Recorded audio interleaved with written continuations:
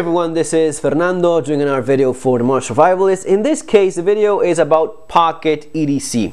And this is actually Pocket EDC for when staying at home, which is what I've been doing these last few days. I've actually spent days without leaving my house. I've been working a lot, trying to wrap up and finish my second book, hopefully keeping fingers crossed by the end of this month. It is a book about relocating and bugging out. It is what I've learned through the experience of leaving Argentina, some of the preparations I had ahead of time, some of the research that I made considering other countries, the criteria used. It is going to be a book for everyone because at least half the book is about basically the idea of bugging out and the preparations for when you have to leave.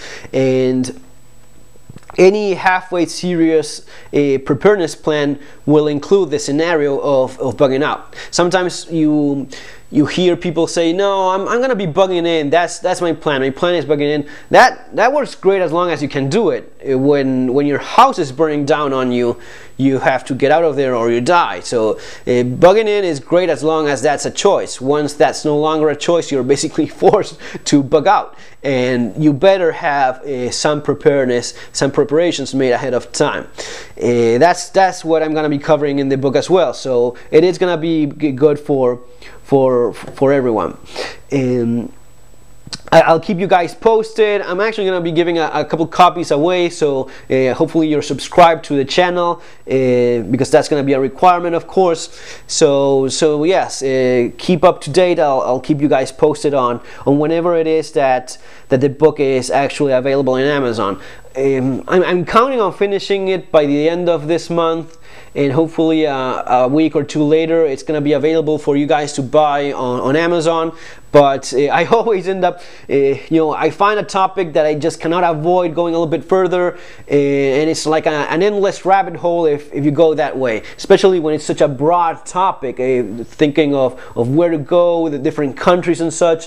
So yeah, I'm trying to keep it as to the point as possible, even if it's not always easy for me, as you obviously appreciate here. So Pocket EDC when staying at home. Why would you do that?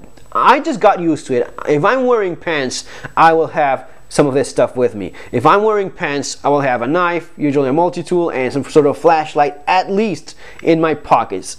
Just the way I am, cannot avoid doing it that way.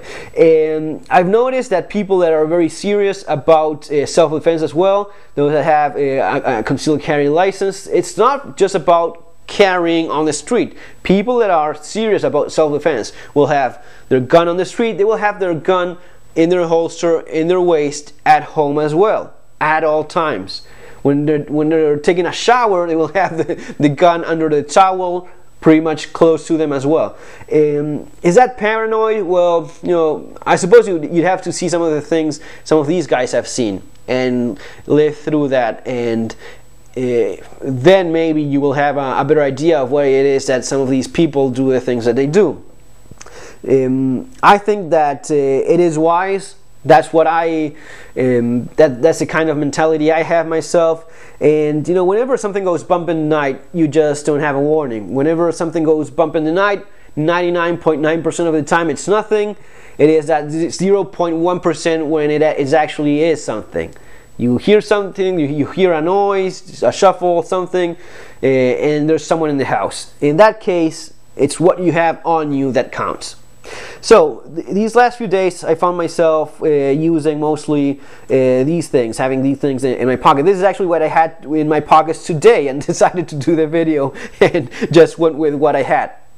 In terms of knife, 0 tolerance, 0 to 100, excellent knife. I've done a proper video of it, available. I got this one from Haney.com, which are great people. I just love it. I love it. When I first did the video, I explained all the reasons why. All those reasons are still the same. Just a fantastic knife. The only thing you could possibly say about it is, well, of course, it is expensive. It is an expensive knife. And you could say that it's heavy to a point. I don't see the problem. I've had this knife with me for some time now. In my pocket, sitting, walking, doing stuff. It is not a big deal. I just don't see the problem there. Maybe some people are very weight sensitive. I just wouldn't understand why, but not a problem. Yes, if you're talking about a 6-inch cold steel folder and you're telling me that's uncomfortable, maybe I kind of see the point, even if I did carry one myself for years every single day and not have an issue with it. But here it is compact enough, and weight, I mean, not really. In terms of multi-tool, I find myself going for a multi-tool at home whenever I don't have one with me at all times.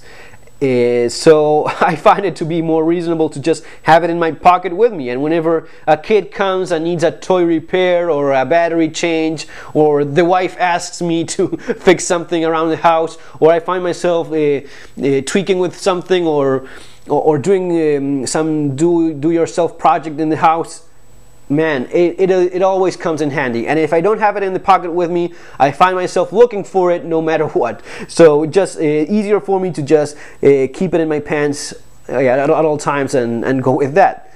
Yes, the Leatherman Charge TTI, in my opinion, the best multi-tool there is these days. Whenever I think that there's a best multi-tool, a better multi-tool than this one, I'll sure let you guys know. In terms of flashlight, I'm using again the 4/7 Quark 123 tactical flashlight, because one of you guys mentioned in a previous video, hey, you don't have a whistle with you.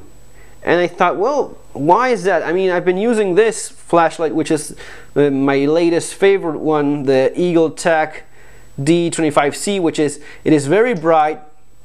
It has a very nice low mode. It's kind of like a moon mode that I find myself using almost every night. But when I read that comment, hey, you don't have a whistle with you, and I said, what? Hey, I used to have one, and I actually remembered that was because in my previous flashlight, which is this one, I did have a whistle attached to it, and when I changed flashlight, I just didn't keep the whistle. So I'm gonna be doing the same thing I did here, just putting a little bit of paracord and adding a whistle. These whistles, you guys wondering, I got it from eBay, just a bag full of them, full of little whistles. It's a cord end whistle. Just find it on eBay, that's where I got them. And you know, it comes in very handy, nice little thing to have there. This flashlight, I like this one better, but as I said before, I'm using it again because of the whistle. Yet, because of the tactical layout of the button, you're a bit more likely to engage it accidentally. It is nice because it's very bright. It is similar, almost very much like this other one, but you know, it has a high turbo mode, and twisting it a little bit like that, you put it on the low mode there. But yeah, just having a bit more of a protruding button there, it is a little bit more likely to be turned on accidentally in your pocket. Here, because it's flush, and of course this is able to stand on the tail, this isn't likely to turn on accidentally. So I'm going to be doing that, just adding the cord and whistle there to this flashlight, which is the one that I'm liking best lately. A bit of a Technora Lyros Magic cord. This is fantastic stuff. I also covered in other videos.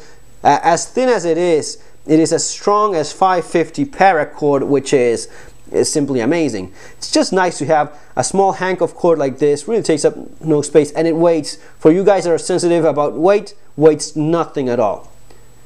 So you have something that is as strong as 550 paracord in such a little piece of cord. Fantastic. It's amazing the kind of things they come up with these days. And finally, just gum. I don't know why. This is a gum that I bought last week and ended up liking it quite a bit. Turbulence, a weird name for gum. Turbulence, mouth-watering watermelon sugar-free 7 sticks. It's actually pretty good. Watermelon gum that tastes good. If you're looking for it, just keep it in mind, folks. That's oh yeah, my watch is same as before. The Casio ProTrek Tough Solar, also video on it.